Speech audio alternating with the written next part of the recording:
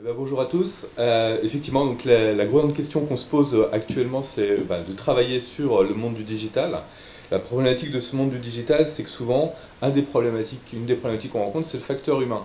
On se rend compte que assez régulièrement, 75% des entreprises qui veulent se transformer échouent, tout simplement parce qu'elles n'ont pas accompagné, elles n'ont pas travaillé sur le volet humain. Elles se contentent souvent de proposer des produits technologiques, des logiciels, etc. Mais il manque l'accompagnement de la partie humaine. Sachant qu'un élément qui est important également, c'est qu'on a trois quarts des employés qui sont eux prêts en fait à se former, à travailler sur ce sujet-là et à finalement accompagner ces transformations dans les entreprises. Donc il faut vraiment, dans ces projets qui consistent à apporter du digital, apporter de la nouveauté auprès des collaborateurs, eh bien ne pas oublier que ça reste des humains et que ces humains, on doit les accompagner pour réussir tout simplement la transformation et pas simplement digitaliser l'entreprise.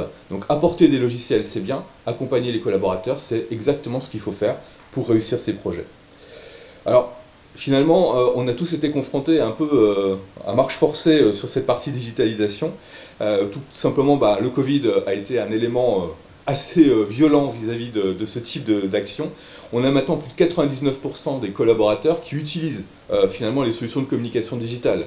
On va parler de Teams parce que globalement, on va dire c'est extrêmement, répandu dans les entreprises.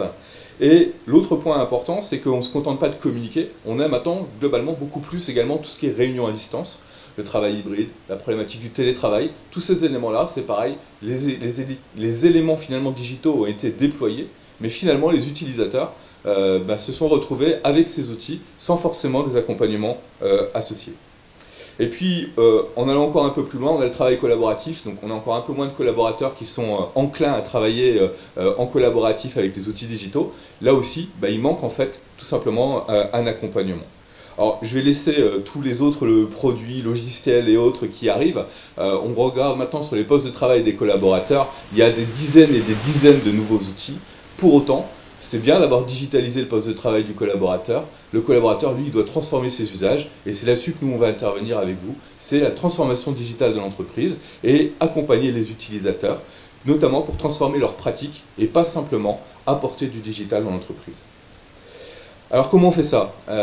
Bien déjà, et puis en termes de démarche, on utilise des outils, donc des outils digitaux bien sûr pour les accompagner, mais pas que. Donc on se propose nous d'intervenir sur le travail avec une plateforme, des contenus, des solutions de formation, mais en complément un conseil également pour vous aider à mettre en place les plans d'action qui correspondent à ça.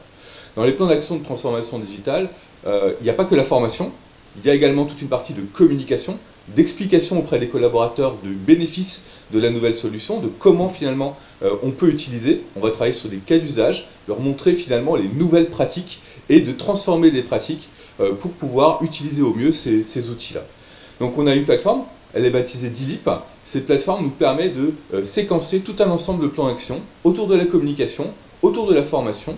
Cette plateforme, elle n'est pas en remplacement d'une plateforme que vous auriez déjà, elle vient se connecter, compléter finalement votre plateforme LMS. Et ces contenus sont également disponibles directement dans Microsoft Teams. Donc si vous avez la possibilité finalement de proposer ces contenus, proposer cette communication directement dans les outils que vous avez déjà mis à disposition des collaborateurs. On a tout un catalogue de contenus, tout un catalogue de savoir-faire, beaucoup autour des solutions Microsoft, mais on intervient également sur des logiciels métiers, des problématiques liées à la note de frais, à la gestion des congés, à toutes les problématiques finalement autour lesquelles vous aurez apporté un outil digital et sur lesquels un utilisateur va se retrouver accompagné correctement au travers de communication et formation. On a validé ce modèle déjà depuis 15 ans. On travaille avec un ensemble d'entreprises françaises. On a plus de 80 clients sur nos plateformes. On a plus de 500 000 utilisateurs qui finalement sont accompagnés au travers de ces outils digitaux et surtout pour transformer tous ces usages-là au niveau tout simplement de l'entreprise.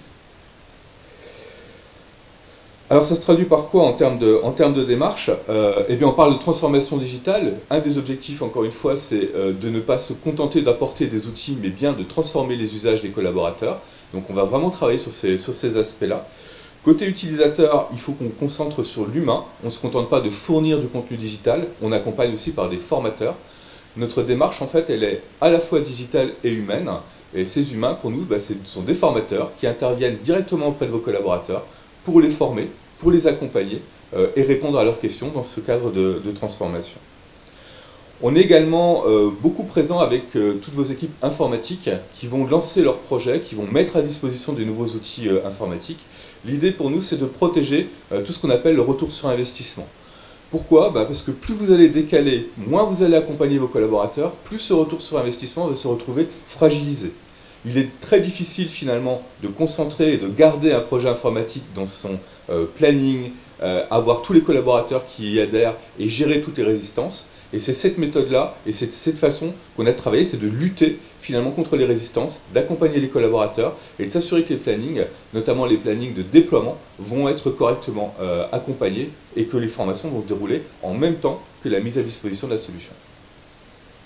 On travaille également sur le budget. Je pense que tout le monde cherche également à finalement optimiser tous ces budgets de formation. Donc on a toute une activité qui nous permet finalement de vous proposer des déploiements massifs de formation à des coûts les plus intéressants possibles. Et puis côté évolution, on travaille énormément sur la problématique des nouveaux logiciels que vous installez, qui sont en mode SaaS et qui sont en évolution permanente. Ça veut dire que l'accompagnement qu'on propose auprès de vos collaborateurs, ce n'est pas un accompagnement ponctuel à la mise en place, mais c'est un accompagnement sur la durée, tout simplement parce que les logiciels évoluent. Les problématiques des utilisateurs sont également de ne pas être à l'aise avec l'outil au même rythme. Et donc on doit prendre en compte ces profils, prendre en compte le rythme finalement d'appropriation et d'adoption de vos collaborateurs. Et c'est pour ça que ça s'inscrit beaucoup dans la durée. Nos clients sont plutôt sur des phases de durée d'accompagnement sur 1 année, voire 3 années, dans le cadre des déploiements des logiciels. Ce n'est pas juste le premier mois qu'on va pouvoir proposer les formations, mais c'est vraiment sur cette durée qu'il faut considérer le dispositif d'accompagnement au changement. Voilà un peu sur les problématiques et sur les éléments sur lesquels on peut intervenir et les opportunités sur lesquelles on travaille. Alors, je ne me suis pas présenté, on n'a pas présenté la société, mais c'est juste pour vous donner un éclairage un peu plus précis sur qui on est et comment on travaille. Donc, dans notre activité, donc, on est 40 collaborateurs, on est basé à Lille, on est des Français. On travaille sur des solutions qui nous permettent également des déploiements internationaux, puisque la plupart de nos clients nous ont missionné également sur l'accompagnement de leurs filiales, de leurs groupes au travers le monde. Nos solutions, eh bien, c'est un peu plus de 5000 contenus qui ont été créés pour accompagner vos collaborateurs. On n'arrive pas avec une feuille blanche chez vous, on arrive avec déjà des retours d'expérience, des éléments, on va dire, de contenu, et ces éléments, on va les adapter à votre contexte, on va s'intéresser à ce qui a été déployé, comment vous souhaitez le faire utiliser par vos collaborateurs, et on va sélectionner les bons éléments qui vont correspondre à vos attentes. On a accompagné un peu plus de 3000 entreprises depuis les 15 dernières années, des entreprises qui sont des PME françaises jusqu'à des grands groupes, et on adapte finalement notre méthodologie et notre activité à ces contextes-là. Notre accompagnement se veut aussi international. Nos équipes sont franco-anglaises au niveau de la capacité à déployer les formations. Et nos outils nous permettent également de générer et de fournir des contenus sous-titrés dans plus d'une centaine de langues complémentaires. L'idée étant de pouvoir faire un pas vers les collaborateurs sans pour autant exploser les budgets en recréant des ressources dans toutes les langues qui vous intéresseraient. On est aussi beaucoup sur l'innovation. Alors, juste avant, il y a eu encore plus d'innovation qui a été présentée, mais en termes d'innovation, on travaille beaucoup sur la gestion des profils de vos collaborateurs. Tout le monde ne va pas avoir le même usage de la même solution, et c'est pour ça que la plateforme va nous permettre de travailler sur ces profils. On va utiliser des modules d'intelligence artificielle pour positionner des contenus en fonction du profil du collaborateur, en fonction de ce qui l'intéresse, en fonction de ce que vous avez décidé qui serait également pertinent. Donc on va se baser sur un certain nombre d'outils dans ce cadre-là, pour nous permettre d'adapter ces contenus et de fournir une solution la plus efficace possible. Voilà sur les principaux éléments. Et enfin, je voudrais insister sur le côté humain de cet accompagnement. Nos experts sont là pour travailler sur les usages. On n'est pas là pour former sur le menu fichier, le menu édition des logiciels. On est là sur la problématique du cas d'usage. Qu'est-ce que je dois faire quand je dois stocker un fichier? Quels sont les éléments sur lesquels je dois réfléchir pour me positionner et savoir quel outil utiliser, dans quel cadre je dois l'utiliser et dans quelles règles de sécurité je dois l'utiliser. Beaucoup de nos accompagnements nous nécessitent de notre côté de travailler également sur la problématique de la cybersécurité, sur la problématique du RSE, sur des problématiques de Green IT. Tous ces éléments-là, on les intègre également dans nos dispositifs d'accompagnement pour que ce soit le plus intelligent possible vis-à-vis de vos collaborateurs. Voilà les principaux éléments que je voulais vous présenter et je voulais vous partager. Si vous le souhaitez, vous prenez beaucoup de photos, prenez carrément la présentation, ce sera plus simple. Vous avez le flashcode à l'écran, vous allez comme ça pouvoir récupérer soit la présentation que je viens de vous faire, soit également notre livre blanc. C'est vous qui choisissez ce que vous préférez prendre. Vous pouvez prendre les deux si vous le souhaitez, bien évidemment.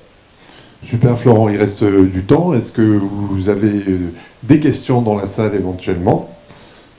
Je vois qu'il y a beaucoup de photographes. Effectivement, je vous rappelle que de façon systématique, nous mettrons à disposition sur une page web dédiée à l'événement l'ensemble des présentations, bien sûr, de cette journée. Voilà. Moi j'ai une question, c'est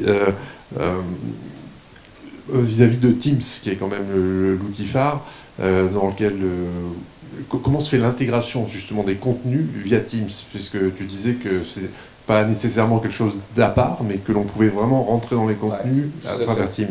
En fait, dans la solution qu'on propose, nous sommes partenaires Microsoft depuis maintenant 15 ans, donc on travaille beaucoup avec eux, on est directement intégré avec leurs équipes.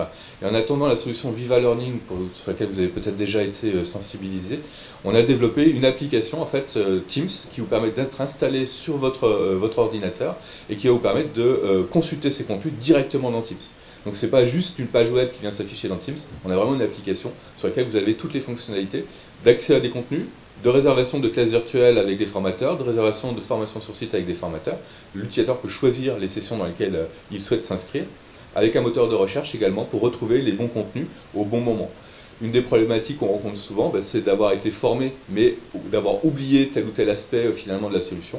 Donc l'intérêt du contenu digital, c'est aussi de venir compléter ce dispositif et d'avoir une base de connaissances directement dans Teams pour retrouver les meilleurs usages par rapport à ça.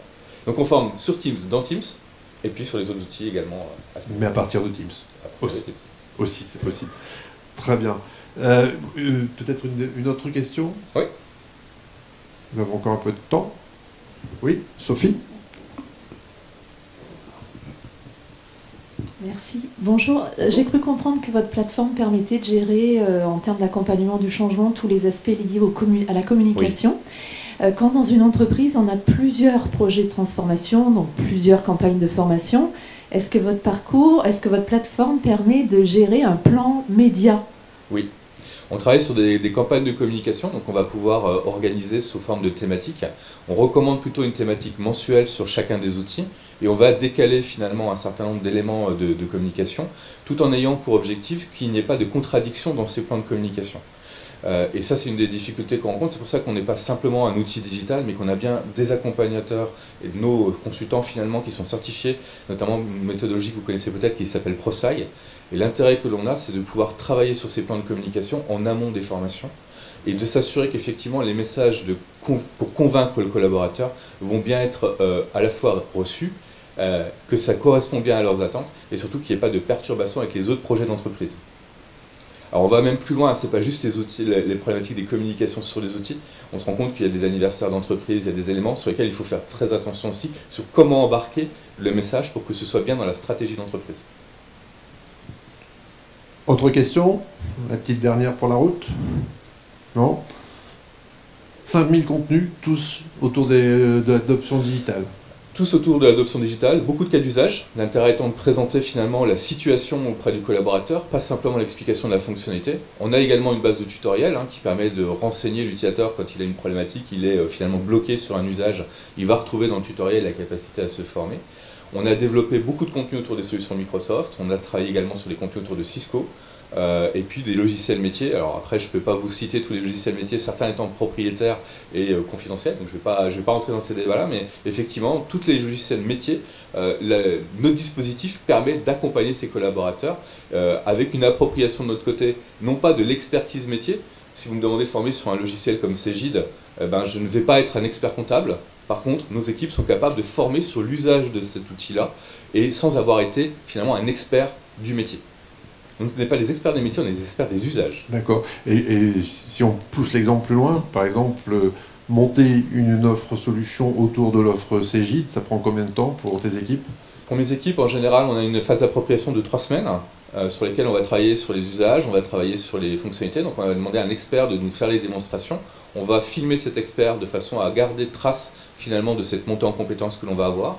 Et ensuite, on va construire la base de communication les bases de formation, et puis travailler sur des séquencements au travers des profils des collaborateurs, puisqu'on ne va pas proposer le même dispositif, quel que soit l'utilisateur de la solution.